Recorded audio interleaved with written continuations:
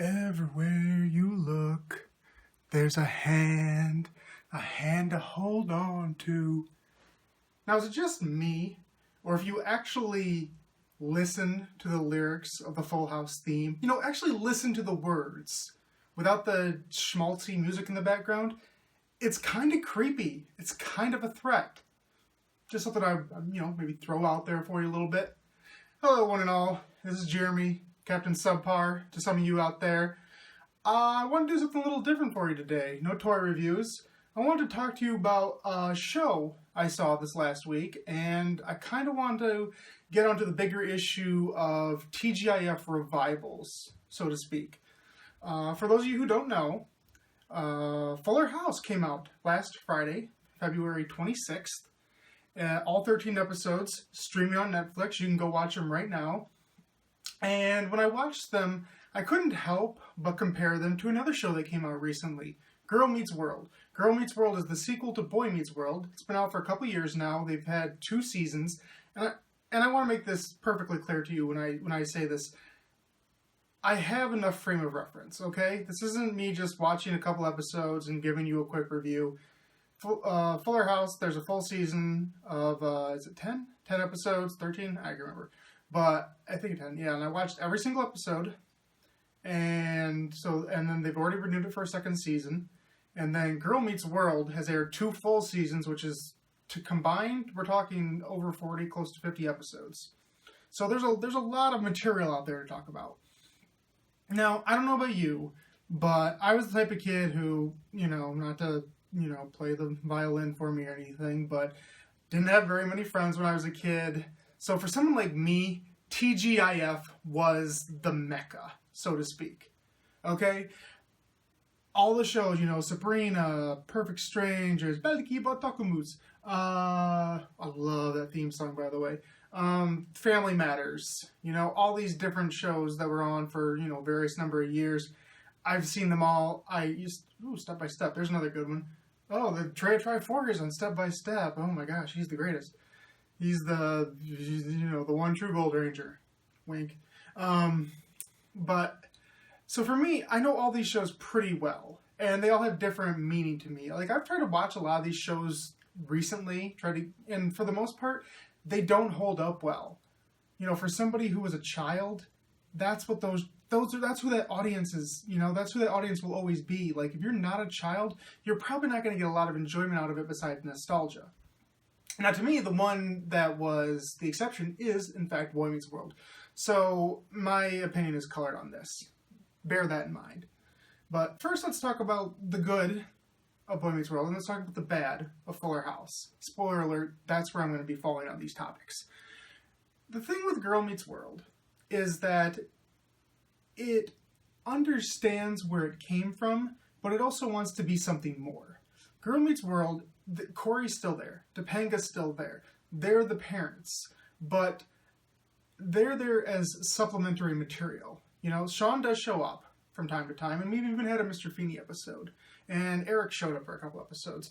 So it's not like they're ignoring the past. However, the past and the nostalgia value for the adults is kept to a minimum, because the show as a whole is trying to appeal to a younger generation. Don't you just love the idea that for a lot of you out there, not me, but for a lot of you, you're probably in your late 20s, early 30s, you have kids of your own. Kids that right now might be at the same age that you were when you were first watching these shows.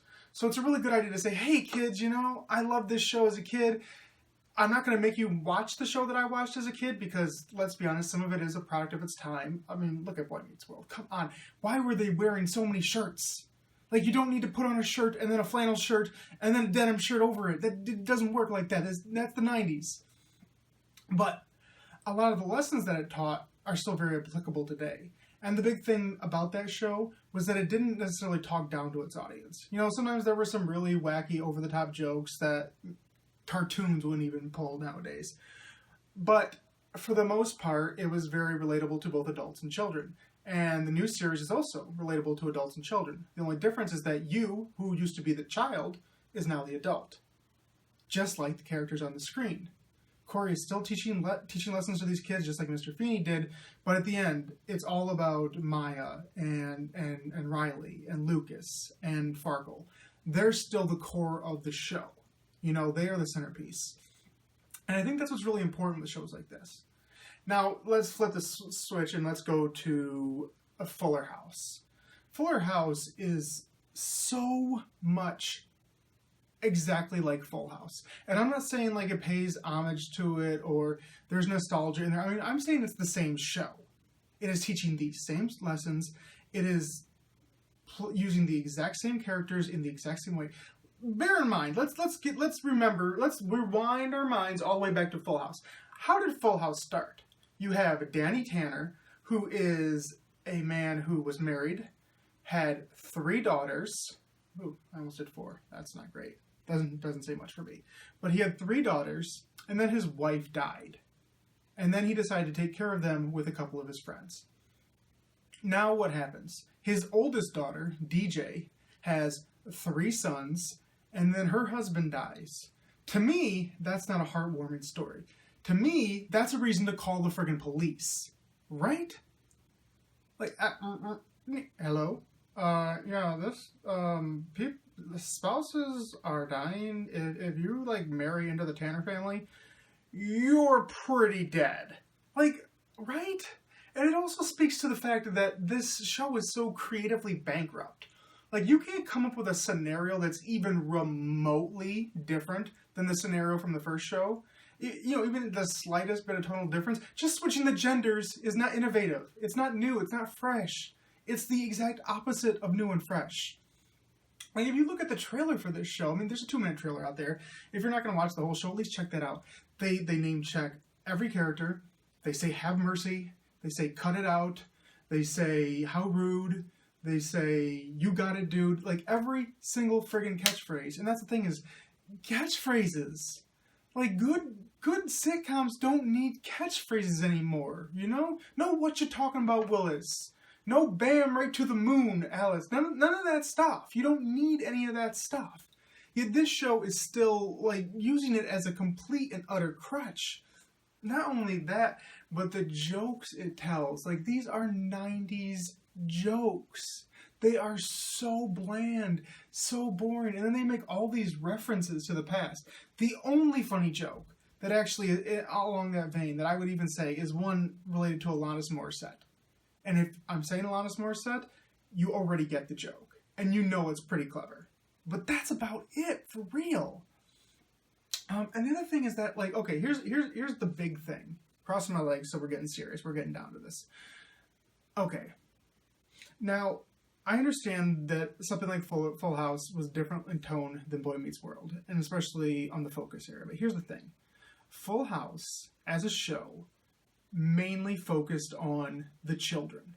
Yes, all the adults had their moments. You know, they had plenty of moments of their own.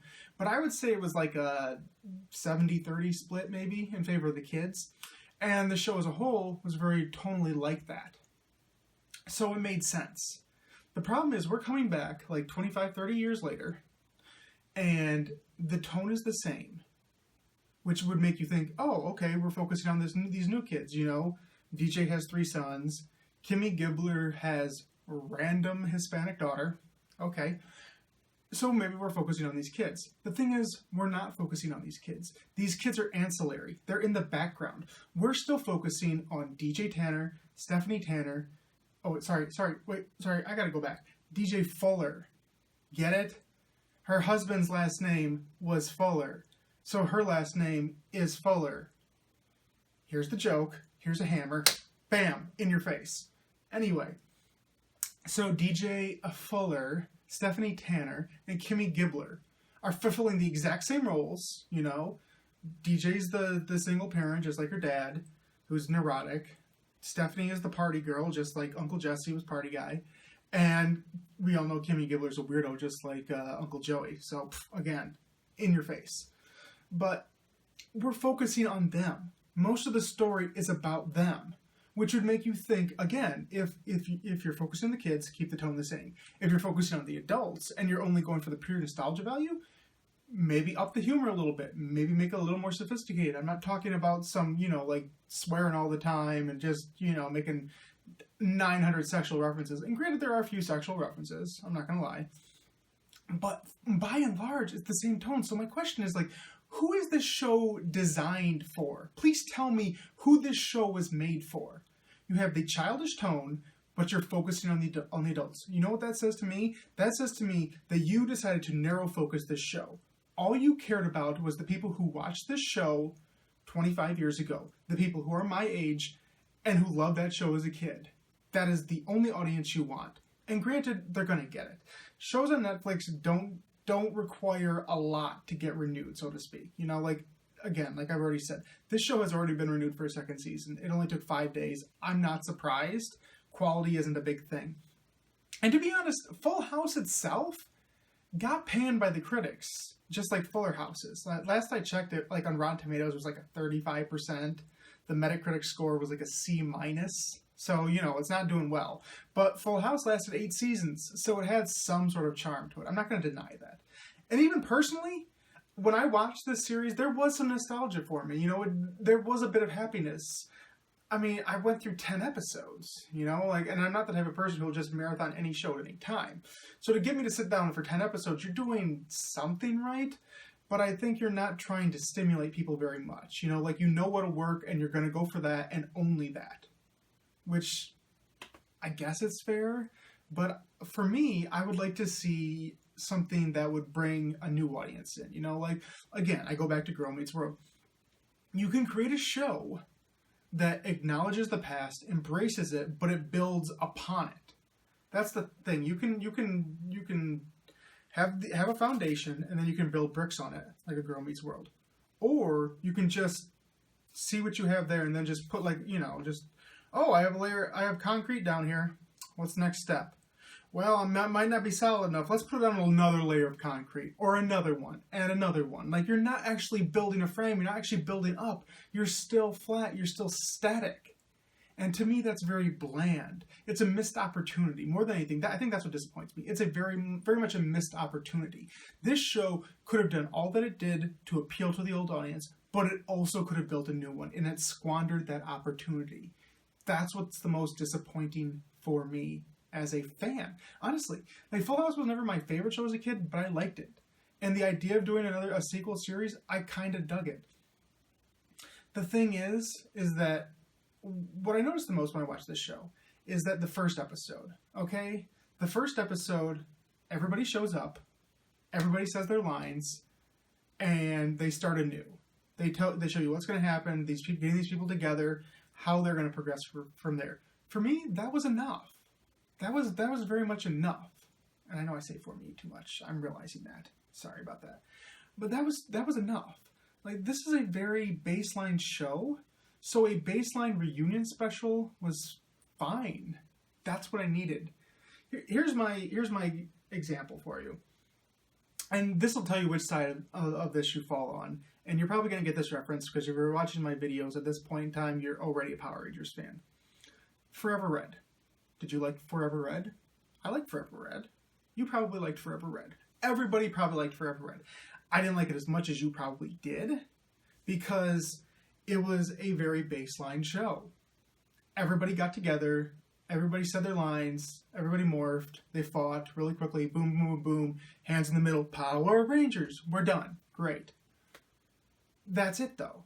That's all you really need. If you're not going to go for anything deeper, then that's what you need. You just do the one episode, you get in, you get out, you've had your fun. This is like 13 episodes. Again, 10, whatever it is. 10 or 13, why am I forgetting that? But it's like a bunch of episodes of Forever Red. Okay? You have the great episode where everybody's together, but then afterwards, most of them leave. Do you know what you have left? You have some of the more ancillary Red Rangers. You have Oraco and Leo, and I don't know. I like Carter. I'm not going to say Carter. But, you have 2 or 3 of those ancillary Red Rangers. You have them chilling, talking to each other, having their fun. And then the Wild Force cast is like in the background, doing whatever they do, saying never give up, saying Iron Bison, stuff like that. Nonsense. Garbage. Well, Taylor's being cool, but nobody's noticing. And that's what you do for the rest of the series. And yet you call it Wild Force still. The Wild Force Rangers aren't really doing anything. It should be about them, but it's not. It's about the past people just sitting there chilling. Now, I'm not gonna lie, there might be some entertainment just seeing some old Rangers interact with each other that normally wouldn't for an extended period of time. That's kind of cool, seeing them talk and do things that they didn't get to do, years ago because they were in different places as people. But is that enough to build a whole series on? I don't think so. Do you think so? So, ultimately, I said it before, I'll say it again. I think Fuller House is a squandered opportunity. That the worst thing to say, though, is that when it comes back, I'm probably going to watch it. I probably am. Because there's that tinge in the back of my head. The tinge that some people use as their entire mindset, where they say MMPR was the greatest thing of all time. Who cares if it didn't have any plot? It's the stuff I remember as a kid, so it's the best stuff. Blah, blah, blah. Cool. And that's the thing. It's like, if you like Fuller House, more power to you. That's cool. There's a lot to like about it on that base level. But for me, in this day and age, especially when Netflix is churning out so many original series that are so, either if they're comedies, they're the wittiest comedies I've seen, they're daring. If they're dramas, they try new things. I mean, they're bold. And that's why they win lots of awards. That's why they take so much note. That's why people care about it. So for something for Fuller House to come up where it's just so pedantic, I'm like, oh man, really? I don't know. Maybe I'm just an old fart. Maybe I'm just some guy who's stuck in his ways of everything has to be innovative and new and blah blah blah. Very possible. But for me, I'll give it a grade like I do on the podcast. 1 out of 5. Something like I'll go to Girl Meets World. Girl Meets World for me is a 4, solid 4. It's everything I wanted from the past without being too much, and it's a lot of new stuff for the future. I don't think every joke hits all the time. I don't think Lucas is as good developed as a character as he should be.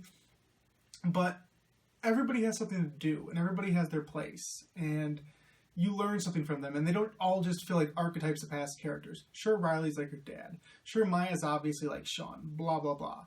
But that's more of a reminder than a set in their ways type of thing. They're still their own characters, and that's what I appreciate. Compare that to Fuller House, which I'll give a 2.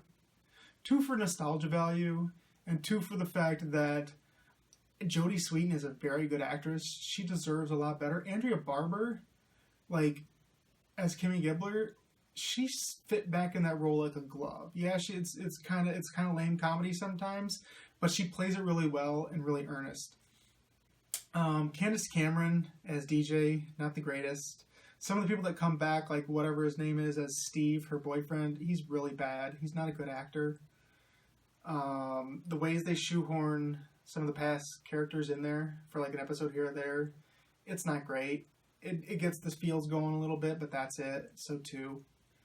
Yeah, guys. I mean, that's it. That's all I really got for you.